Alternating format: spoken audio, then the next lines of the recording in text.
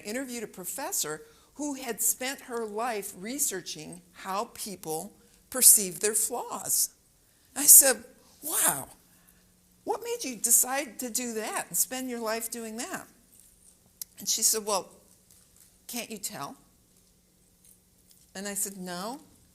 And she goes, my lisp. Don't you hear my lisp? I'm like, no. She had devoted her life to this research because of a flaw that was imperceptible. I mean, imagine maybe I would have heard it if I spent time with her a lot, but it's the things that we saddle ourselves with that are so unnecessary.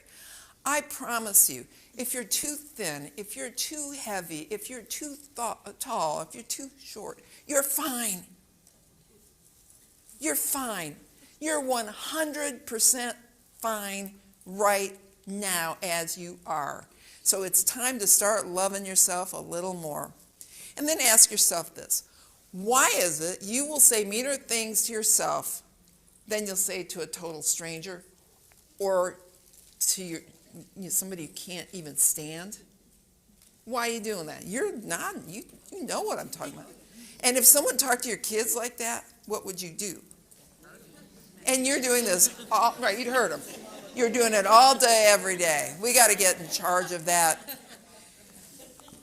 If you do not think you are worth it, you're not. So you've got to put yourself in the game and take your power. You have power. You have power. It doesn't matter if you're the only woman. It doesn't matter if you have less education, whatever. God gave you enough to make it. You have it. You have it all the way, every day, and just believe yourself. See that.